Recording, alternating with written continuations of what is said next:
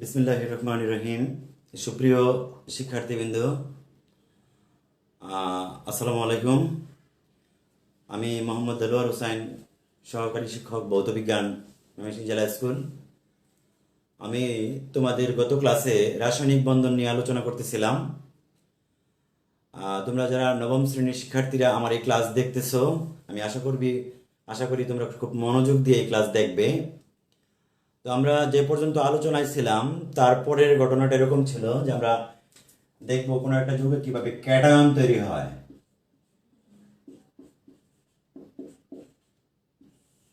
Cation এটা হলো নবম শ্রেণী রসায়ন রাসায়নিক বন্ধন।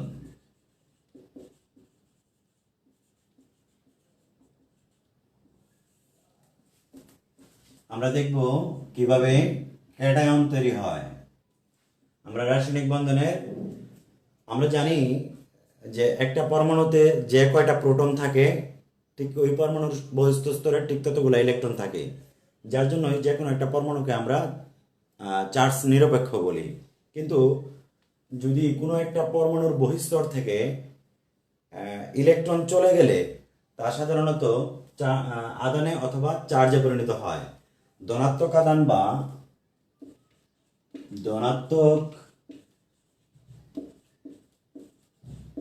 আদান বা চার্জ, ধনাত্মক আদান বা চার্জ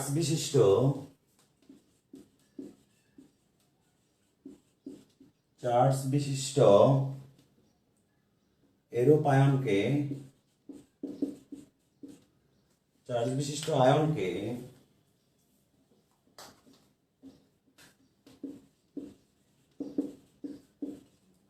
ক্যাটায়ন বলে। এই ক্যাটায়নের আরো নাম হতে পারে, যেমন ক্যাটায়নকে ধনাত্মক আয়নও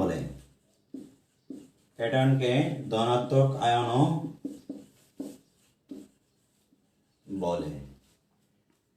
আমরা যদি একটা উদাহরণের মাধ্যমে দেখি, যে আমরা ধরো সোডিয়ামের যদি ইলেকট্রন বিন্যাস করি, আমরা দেখব সোডিয়াম তার সর্ববহিঃস্থ স্তরে 1s2 2s2 2p6 3s1 তার সর্ববহিঃস্থ স্তরে একটা ইলেকট্রন আছে। এখানে সোডিয়ামের স্তর হলো 3টা, তার সর্ববহিঃস্থ স্তরে একটা ইলেকট্রন আছে। এখানে এই সোডিয়াম একটা ইলেকট্রন ত্যাগ করে, তখন একটা ইলেকট্রন যখন ত্যাগ করে তখন এটা ধনাত্মক আয়নে পরিণত হয়।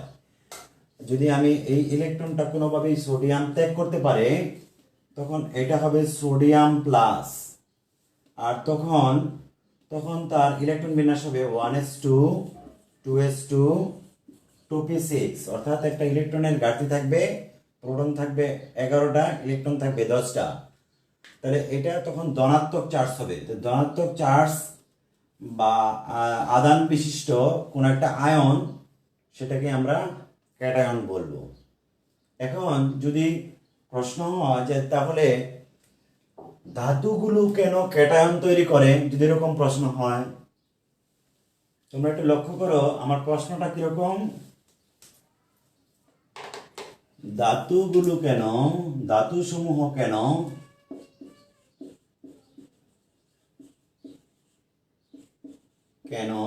ক্যাটায়ন তৈরি করে?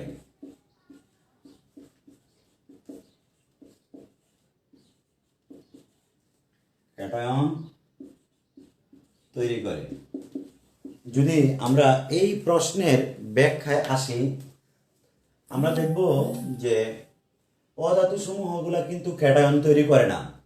একটা পর্যায় সারণীর বামের যে সকল মৌল, যারা ধাতব মৌল বিশেষভাবে, তারাই সাধারণত ক্যাটায়ন তৈরি করে।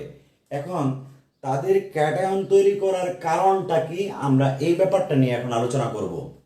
আমরা জানি যে পর্যায় সারণীর বামের মৌলগুলা আকার অনেক বড়। পর্যায় সারণীর ধরো বামের মৌল যে কোনো একটা পর্যায়ে যদি আমরা লিখি, যে যেমন ধরো সোডিয়াম, ম্যাগনেসিয়াম, অ্যালুমিনিয়াম, তারপরে ধরো সিলিকন, তারপরে ধরো ফসফরাস, সালফার, ক্লোরিন, এই যে একটা পর্যায় সারণীর এটা একটা পর্যায়, এটা হলো তৃতীয় পর্যায়। এই তৃতীয় পর্যায়ের বামের মৌলগুলার আকার অনেক বড়। আমরা জানি পর্যায় সারণীর বাম পাশ থেকে যে কোনো একটা পর্যায়ের বাম দিক থেকে ডান দিকে গেলে পরমাণুর আকার ছোট হয়। এর মানে একটা পর্যায় সারণীর বামের মৌলের আকার অনেক বড়। যদি আকার অনেক বড় হয় তাহলে আয়নীকরণ আসক্তির মান অনেক কম হয়। যদি পরমাণুর আকার বড় হয় তবে আয়নীকরণ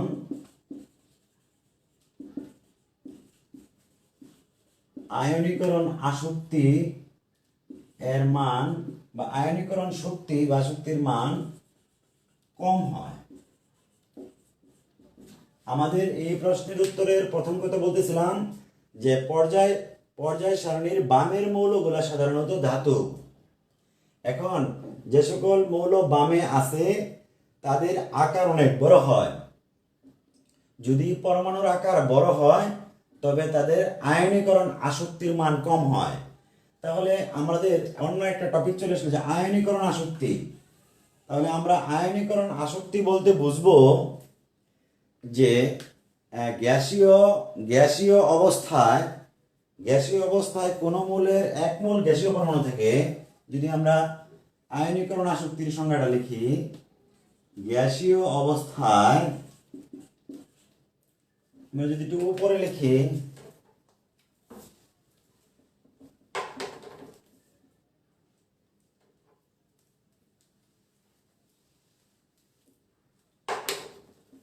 গ্যাসীয়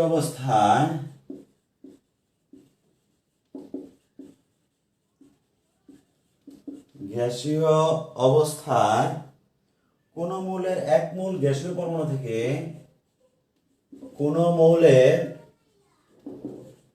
এক মোল গ্যাসীয় পরমাণু থেকে এক মোল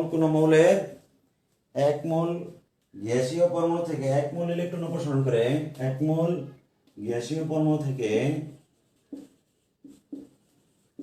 এক মোল ইলেকট্রন অপসারণ করে আমি যে কোনো একটা মৌল তাকে গ্যাসীয় অবস্থায় নিব। তারপর একটা মৌল, এই মৌলটাকে আমরা গ্যাসীয় অবস্থায় নিব। গ্যাসীয় অবস্থায় নেওয়ার পর এক মোল গ্যাসীয় পরমাণু থেকে এক মোল ইলেকট্রন অপসারণ করব। অপসারণ করে এক মোল ধনাত্মক আয়নে পরিণত করতে, এক মোল ইলেকট্রন অপসারণ হলে এক মোল ধনাত্মক আয়নে পরিণত করতে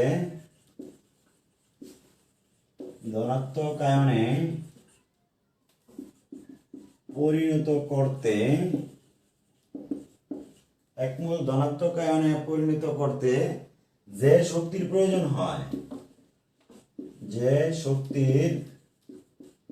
প্রয়োজন হয় তাকে আয়নাইজেশন এনার্জি বলে, তাকে আয়নীকরণ শক্তি বা আয়নীকরণ আসক্তি বলে। তোমাদের এই সংজ্ঞাটা খুব সহজ। যেমন ধরো যে সকল মৌলের পরমাণুর আকার বড়, যেমন আমি যদি সোডিয়ামের কথা চিন্তা করি বা ম্যাগনেসিয়ামের কথা চিন্তা করি, ম্যাগনেসিয়াম বা সোডিয়ামের আকার বড়। এখন আকার বড় হলে ধরো আমি যদি এটা সোডিয়াম পরমাণু আঁকি তাহলে 11টা প্রোটন, প্রথম স্তরে 2টা ইলেকট্রন, তারপরের স্তরে 8টা ইলেকট্রন, 2 4 6 8টা ইলেকট্রন, তারপরের স্তরে হলো 1টা ইলেকট্রন।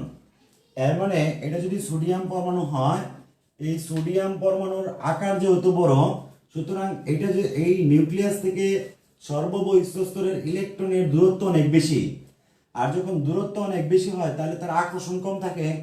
আর আকর্ষণ কম থাকার কারণে এই পরমাণুটাকে সামান্য শক্তি দিয়েই এইখান থেকে সরাই ফেলা যায়। যদি সোডিয়াম থেকে একটা ইলেকট্রন আমি সরাই দিই তাহলে এটা তখন সোডিয়াম প্লাসে পরিণত হয়। আর এই ইলেকট্রনটা সরাইতে আমার যতটুকু শক্তির প্রয়োজন হইল তাকে বলে তোমার আয়নীকরণ শক্তি বা আয়নাইজেশন এনার্জি। তাহলে আমি সোডিয়াম পরমাণুটাকে কি করবো, গ্যাসীয় অবস্থায় কোন মৌলে এক মোল গ্যাসীয় পরমাণু, এইটা মনে করলাম আমি। থেকে 1 মোল, এটা 1 মোল ইলেকট্রন অপসারণ করে। আমি যদি এই ইলেকট্রনটা একটা ইলেকট্রন অপসারণ করে একে 1 মোল ধনাত্মক আয়নে, এরকম 1 মোল ধনাত্মক আয়নে পরিণত করতে যে শক্তির প্রয়োজন, এই ইলেকট্রনটা তো অল্প শক্তি দিয়ে হলেও এই প্রোটনটা, এই 11টা প্রোটন এই ইলেকট্রনটাকেও কিন্তু আকর্ষণ করতেছে, কিন্তু যেহেতু তার দূরত্ব অনেক বেশি তাহলে আকর্ষণ করার শক্তি অনেক কম। যদিও শক্তি কম, তাহলে একটু শক্তি দিয়ে তো ইলেকট্রনটা এখানে আটকে ছিল, সুতরাং আমরা কিছু শক্তি প্রয়োগ করে এই ইলেকট্রনটাকে সরাই দিব। সরাই যদি দিতে পারি তখন 1 মোল ধনাত্মক আয়নে পরিণত হবে। আর ধনাত্মক আয়নে পরিণত হইলেই তখন তাকে যে পরিমাণ শক্তি আমার লাগবে ইলেকট্রনটা সরাইতে, তাকে আয়নীকরণ শক্তি বলে। আমাদের প্রশ্ন এটা ছিল না, প্রশ্ন ছিল যে ধাতু সমূহ কেন ক্যাটায়ন তৈরি করে। এখন আমাদের এই প্রশ্নের খাতিরে আমরা আয়নীকরণ শক্তিটা দেখলাম। যে আমি বলতেছিলাম যদি পর্যায় সারণীর বাম পাশের মৌলগুলার সাধারণত ধাতু হয়, যদি আর ধাতু একটা পর্যায় সারণীর যে কোনো পর্যায়ের বাম দিক থেকে ডান দিকে গেলে পরমাণুর আকার ছোট হয়, এর মানে বাম পাশের ধাতু পরমাণুগুলোর আকার অনেক বড় হয়। আর যদি আকার অনেক বড় হয় তবে আয়নীকরণ শক্তির মান অনেক কম হয়, কারণ অনেক আকার বড়, নিউক্লিয়াস থেকে সর্ববহিষ্ঠ স্তরের ইলেকট্রনের দূরত্ব অনেক বেশি, যার জন্য শক্তি অনেক কম লাগে একটা ইলেকট্রন সরাইতে। আর আয়নীকরণ আসক্তির মান অনেক কম হয়, তাই সহজে ধাতু পরমাণুগুলো তোমার ইলেকট্রন ত্যাগ করে। যেমন ধরো যে আমরা যেরকম সোডিয়ামের ইলেকট্রন ত্যাগ দেখাইছিলাম, সহজেই ধাতু পরমাণুগুলা ইলেকট্রন ত্যাগ করে কাছাকাছি নিষ্ক্রিয় গ্যাসের ইলেকট্রন বিন্যাস অর্জন করতে পারে। আর যদি নিষ্ক্রিয় গ্যাসের ইলেকট্রন বিন্যাস অর্জন করতে পারে, এই জন্যই মনে করো 1s2 2s2 2p6 2p6 3s1 এটা হয়। তারপরেই যদি ইলেকট্রন একটা ত্যাগ করতে পারে, একটা ত্যাগ করলে সে নিয়নের ইলেকট্রন বিন্যাস অর্জন করে। আর নিয়নের ইলেকট্রন বিন্যাস যখন অর্জন করে তখন তার রূপ হয় সোডিয়াম প্লাস, এরকম সোডিয়াম প্লাস। যার এই কারণেই ধাতু সমূহ সাধারণত ক্যাটায়নে পরিণত হয়। আমি যদি এই প্রশ্নটার আবার রিভিউতে আসি, প্রশ্নটা কিরকম, ধাতু সমূহ কেন ক্যাটায়নে পরিণত হয়। ধাতু সমূহ কেন ক্যাটায়ন তৈরি করে, যদি এই প্রশ্নে আসি আমরা বলবো যে পর্যায় সারণীর বাম পাশের মৌলগুলো সাধারণত ধাতু। আর একটা পর্যায় সারণীর যে কোনো পর্যায়ের বাম দিক থেকে যদি আমি ডান দিকে যাই পরমাণুর আকার ছোট হয়, সুতরাং বাম পাশের মৌলগুলোর আকার অনেক বড় হয়। আর মৌলের আকার যদি বড় হয় তাহলে আয়নীকরণ আসক্তির মান কম হয়। আর আয়নীকরণ আসক্তির মান কম হলে এই ধাতু পরমাণু সমূহ সহজেই ইলেকট্রন ত্যাগ করে, একটা দুইটা বা তিনটা ইলেকট্রন ত্যাগ করে খুব সহজেই তার কাছাকাছি নিষ্ক্রিয় গ্যাসের ইলেকট্রন বিন্যাস লাভ করে। এই জন্যই সাধারণত ধাতু সমূহ ক্যাটায়ন তৈরি করে। আমরা এবার আসি যে ধাতু সমূহ ক্যাটায়ন তৈরি করে, তাহলে অধাতু সমূহ কি ক্যাটায়ন তৈরি করবে?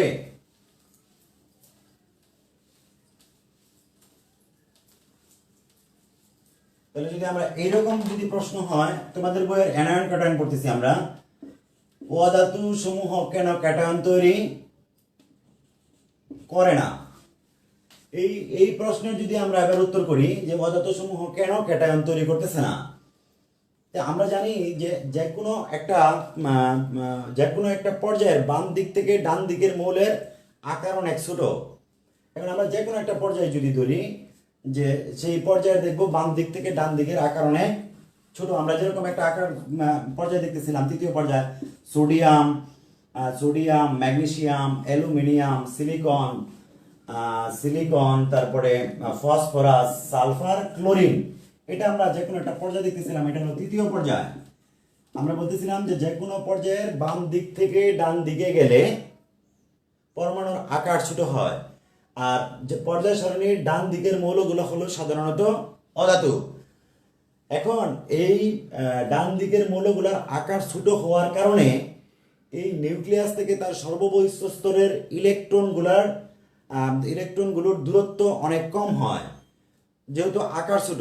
এখন ওইখান থেকে গ্যাসীয় অবস্থায় নিয়ে ওই অধাতুর বহিষ্ঠ স্তর থেকে একটা ইলেকট্রন অপসারণ করা, এটা অনেক বেশি শক্তির প্রয়োজন হয়, যে শক্তিটা সাধারণত অর্জন করা সম্ভব হয় না, যার জন্য অধাতু সমূহ সাধারণত ক্যাটায়ন তৈরি করে না।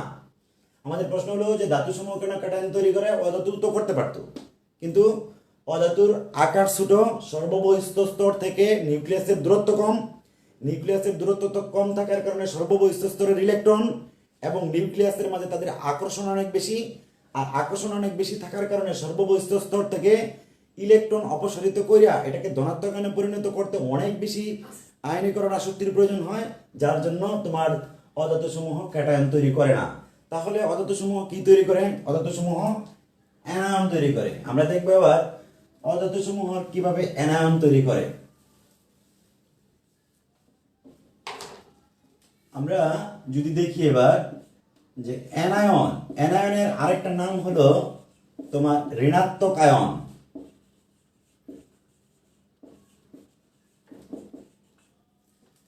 ঋণাত্মক আয়ন, এই অ্যানায়ন বা ঋণাত্মক আয়নটা গঠন করে সাধারণত অধাতব পরমাণু। আমরা যত অধাতব পরমাণু দেখি যে তাদের সর্ববহিঃস্থ স্তরে তোমার 5টা 6টা বা 7টা ইলেকট্রন থাকে। অধাতব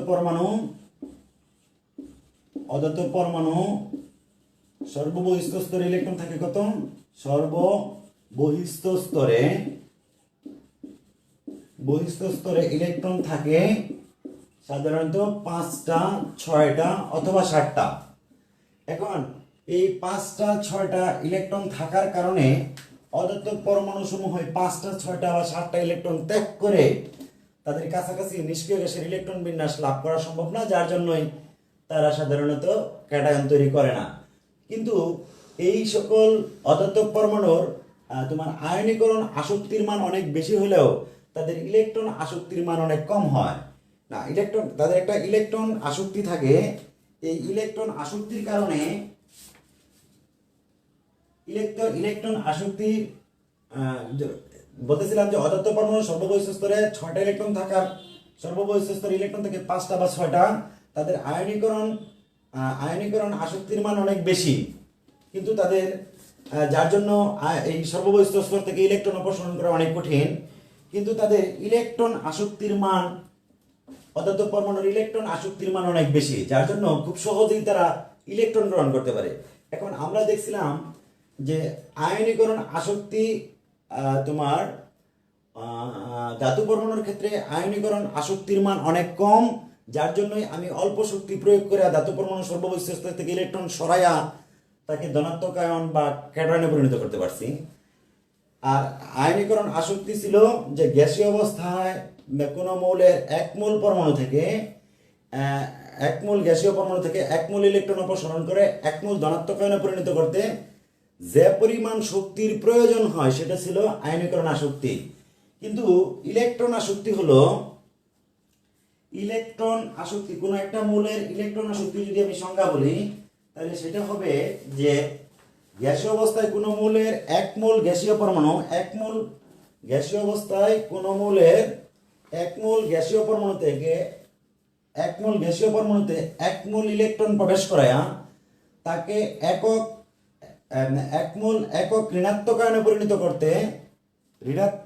পরিণত করতে যে শক্তি নির্গত হয় সেটা হবে তার ইলেকট্রন আসক্তি। আমরা জানি যে অধাতুর ইলেকট্রন আসক্তি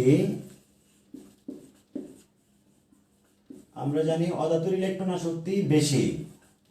আর ইলেকট্রন আসক্তি বেশি মানে যে গ্যাসীয় অবস্থায় কোনো মৌলের 1 মোল গ্যাসীয় পরমাণুতে 1 মোল ইলেকট্রন প্রবেশ করায় তাকে 1 মোল ঋণাত্মক আয়নে পরিণত করতে যে পরিমাণ শক্তির প্রয়োজন তাকে ইলেকট্রন আসক্তি বলে। আর অধাতুগুলার ইলেকট্রন আসক্তির মান অনেক বেশি।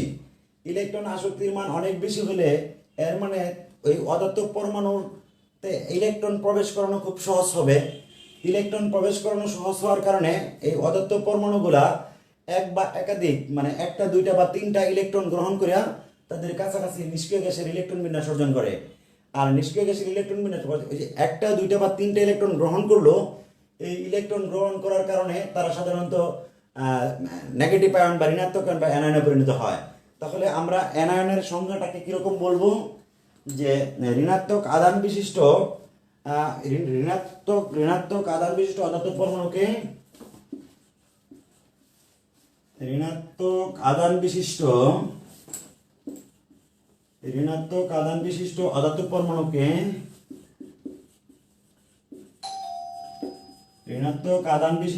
অধাতব পরমাণুকে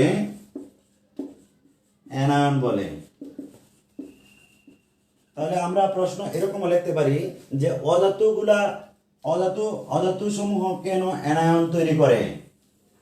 অধাতু সমূহ অ্যানায়ন তৈরি করার কারণ কি? অধাতু সমূহের আকার সাধারণত ছোট, আর আকার ছোট হওয়ার কারণে তাদের ইলেকট্রন আসক্তির মান অনেক বেশি। ইলেকট্রন আসক্তির মান অনেক বেশি হওয়ার কারণে তারা খুব ইজিলি ইলেকট্রন গ্রহণ করতে পারে। আর ইলেকট্রন যদি গ্রহণ করে তখন তারা ঋণাত্মক চার্জ বিশিষ্ট হয়। আর ঋণাত্মক চার্জ বিশিষ্ট অধাতু পরমাণুকে সাধারণত আমরা অ্যানায়ন বলি। আমরা যদি অ্যানায়নের একটা এক্সাম্পল দেখি, যে যেমন ধরো তোমাদের খুব পরিচিত একটা এক্সাম্পল, যদি অক্সিজেনের ক্ষেত্রে দেখি অথবা ক্লোরিনের ক্ষেত্রে দেখি, আমরা জানি ক্লোরিনের ইলেকট্রন বিন্যাস এরকম 1s2 2s2 2p6 2p6 3s2 3p 2 4 10 12 5 17 3p5। আমরা যদি অক্সিজেনকে এইভাবে দেখি, আমরা তোমরা একটু লিখে নিতে পারো, অর্থাৎ ঋণাত্মক আধান বিশিষ্ট অধাতব পরমাণুকে অ্যানায়ন বলে। আমরা যদি দেখি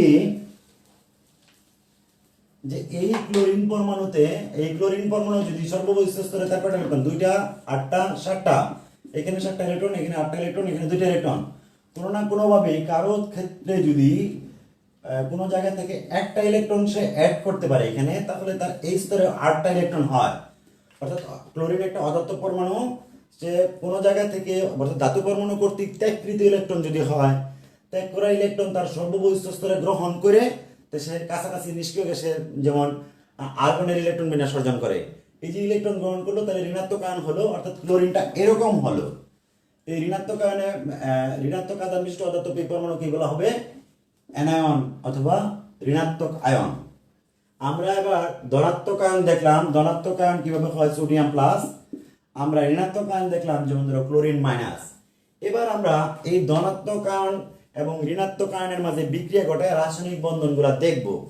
আমরা যদি দেখি রাসায়নিক বন্ধনের প্রকারভেদ যদি দেখি, এবার এখানে যদি রাসায়নিক বন্ধনের প্রকারভেদ দেখি, আমরা দেখি রাসায়নিক বন্ধনে অনেক প্রকার হইতে পারে।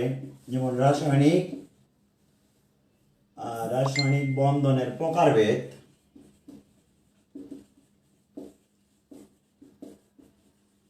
তোমরা একটু লক্ষ্য করো যে রাসায়নিক বন্ধনটা সাধারণত কতগুলো হয়। প্রথম হলো আয়নিক বন্ধন, এটা তোমাদের খুব পরিচিত আয়নিক বন্ধন। এটার আরেক নাম হলো তড়িৎযোজী বন্ধন। তড়িৎযোজী বন্ধন এটাকে ইংলিশে বলে ইলেকট্রোভ্যালেন্ট বা আয়নিক বন্ড। এটাকে বলে ইলেকট্রোভ্যালেন্ট অর আয়নিক বন্ড। এটা খুব পরিচিত। আমরা যে ক্যাটায়ন অথবা অ্যানায়ন দেখলাম, এই ক্যাটায়ন এবং অ্যানায়ন গুলা সাধারণত আয়নিক বন্ধন তৈরি করে বা তড়িৎযোজী বন্ধন তৈরি করে। 2 নম্বর হলো সমযোজী বন্ধন। সমযোজী বন্ধন, এই সমযোজী বন্ধনকে বলে তোমার covalent bond. Covalent bond.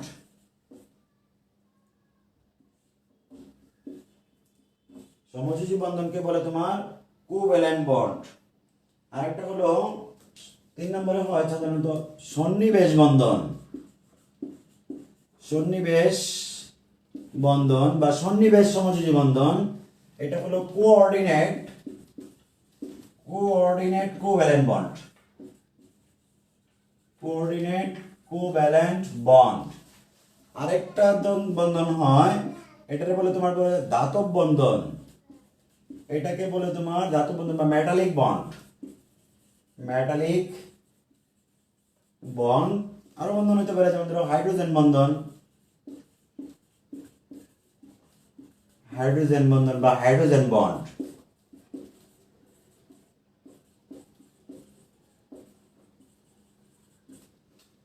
Hydrogen bond. আমরা এই 4 ধরনের বন্ধন নিয়ে সাধারণত আলোচনা করি। আমরা আয়নিক বন্ধন নিয়ে আজকে আলোচনা করব। আয়নিক বন্ধনের যে প্রিভিয়াস আলোচনা সেটা আমরা দেখছি। প্রিভিয়াস আলোচনায় আয়নিক বন্ধন তৈরি করার ক্ষেত্রে সাধারণত ক্যাটায়ন বা অ্যানায়ন তৈরি হয়। ওই ক্যাটায়ন এবং অ্যানায়ন যেহেতু চার্জ, ওই চার্জের মাঝে একটা স্থির বৈদ্যুতিক আকর্ষণ বলের তৈরি হয়। ওই আকর্ষণ বলের কারণে তারা পরস্পর কাছাকাছি আসে, তাদের মাঝে যে বন্ধন হয় তাদেরকে সাধারণত আয়নিক বন্ধন বলে। তাহলে আমরা কি বলতে পারি যে বন্ধন গঠনকালে, বন্ধন যখন তৈরি হবে, বন্ধন গঠনকালে ধাতব পরমাণু তার সর্ববহিষ্ঠ স্তর থেকে এক বা একাধিক ইলেকট্রন ত্যাগ করে ধনাত্মক আয়নে পরিণত হয় এবং অধাতব পরমাণু ধাতু পরমাণু কর্তৃক ত্যাগকৃত ওই এক বা একাধিক ইলেকট্রন গ্রহণ করে ঋণাত্মক আয়ন বা অ্যানায়নে পরিণত হয়। এই ধনাত্মক এবং ঋণাত্মক আয়নের মধ্যে স্থির বৈদ্যুতিক একটা আকর্ষণ ঘটে, যার ফলে যে বন্ধনটা গঠিত হয় তাকে আয়নিক বন্ড বা তড়িৎযোজী বন্ধন বলে। আমরা এই তড়িৎযোজী বন্ধন কিভাবে গঠিত হয়, এই একবারে একবারে বেসিক থেকে একবারে মানে গোড়া থেকে আমরা এই জিনিসটা দেখব। আজকে যেহেতু 12:30 বেজে গেছে, সুতরাং আমার ক্লাসটা এখানে শেষ করতেছি। আমাদের পরবর্তী আমাদের পরবর্তী যিনি ক্লাস নেবেন উনি 12টা থেকে ক্লাস নেবেন। তো সুপ্রিয় শিক্ষার্থীবৃন্দ, তোমাদের সকলকে অনেক ধন্যবাদ। তোমরা এই করোনার ভিতরেও এই ময়মনসিংহ জেলা স্কুলের উদ্যোগে আমাদের আমাদের সম্মানিত মহসিন আপার উদ্যোগে এই ক্লাস চলছে। আমি আশা করি তোমরা আমাদের স্কুলের যে সকল টিচাররা এই ক্লাস নিচ্ছেন তোমরা সকলের ক্লাস দেখবা, এতে তোমাদের অনেক উপকার হবে বলে আমি আশা করি। ধন্যবাদ সবাইকে।